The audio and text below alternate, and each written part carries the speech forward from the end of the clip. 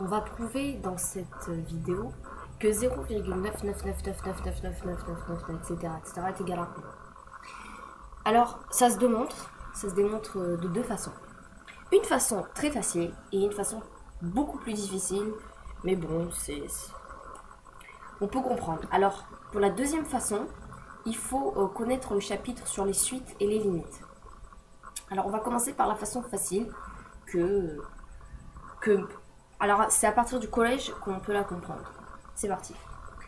On va prendre un nombre A. Et A est égal à 0,99999, etc., etc. 10 fois A. Ça va être donc égal à 9,99999, etc. Si je soustrais 10A par A, cela équivaut à 9,99999, 3 petits points, moins 0,99999, etc. 3 petits points. 10A moins A, ça fait 9. 9A. Et 9,9999 moins 0,9999, c'est égal à 9. Donc A est égal à 9 divisé par 9 et A égale 1. On a prouvé que A égale 1 et que A égale 0,999. Donc 0,9999, etc. est égal à 1. Voilà. Alors maintenant, ça c'était la facile. Maintenant on va faire la difficile. Donc avec les suites et les limites.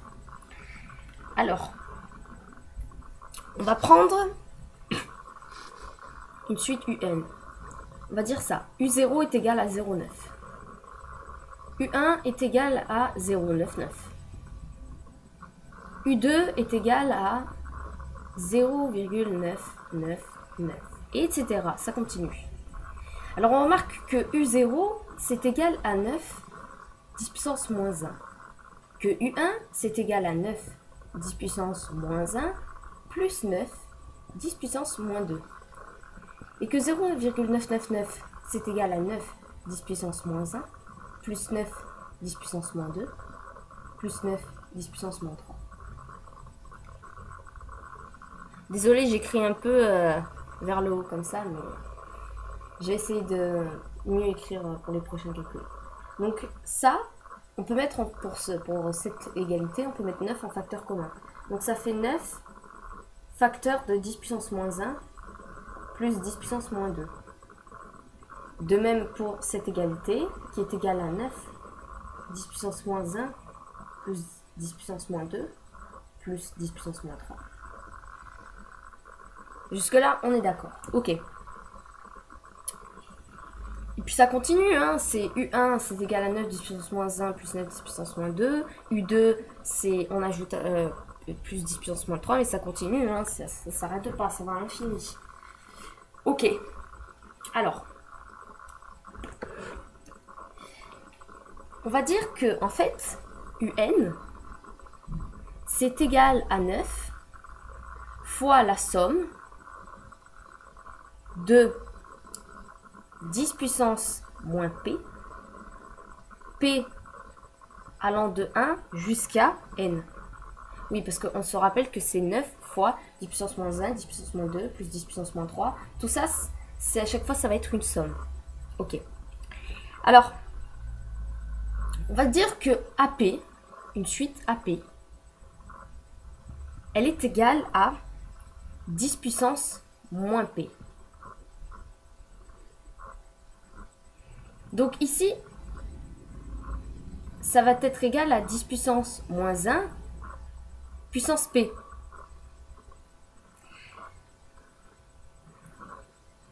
Donc là, en fait, on a une suite géométrique de raison 10 puissance moins 1. Ok. Donc en fait, la limite pardon, excusez-moi. La somme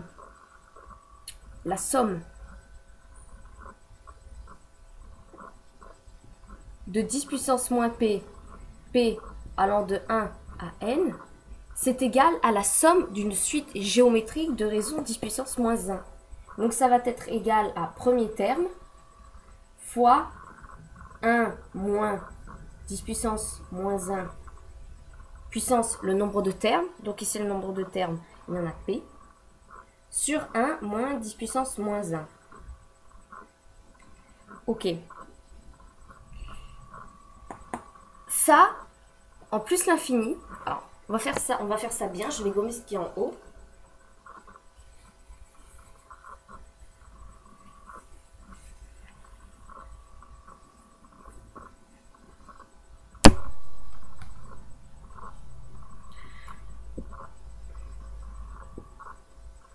Ok, donc on suit, on est là, on est ici. Hein.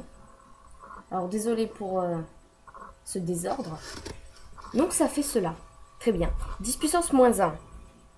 C'est compris entre 0 et 1. Donc la limite en plus l'infini de 10 puissance moins 1 puissance p, c'est égal à 0. Ainsi, la somme de n, enfin la somme de 10 puissance moins p, p allant de 1 vers n, c'est égal à 10 puissance moins 1 fois 1 moins 0 sur 1 moins 10 puissance moins 1. Ok.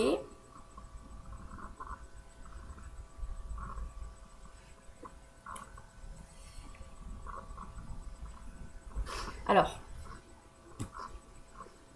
on va maintenant injecter cette expression ici. Un. Alors, lim. Quand n tend vers plus l'infini. Oh, pardon. Alors, il faut jamais écrire lim quand n tend vers plus l'infini avec cette barre. Cette barre. Enfin, moi, j'ai toujours ce réflexe, mais il faut pas le faire parce que ça signifie ça signifie qu'on associe plus l'infini à n, et ça, c'est pas bon. C'est n qui tend, c'est pas le verbe associer, c'est le verbe tendre. Donc, faut pas faire cette barre comme j'ai fait. Voilà. C'est juste une flèche, ça va juste être une flèche, pas plus. Donc, lim, quand n tend vers plus l'infini de un, c'est égal à la limite quand n tend vers plus l'infini. Oh, pardon. Quand n tend vers plus l'infini de 9 fois, on utilise cette expression 10 puissance moins 1 fois 1, hein, c'est pas grave, je vais pas écrire le 1 moins 0, sur 1 moins 10 puissance moins 1. Et quand vous tapez ça à la calculatrice, qu'est-ce que vous obtenez? Vous obtenez 1.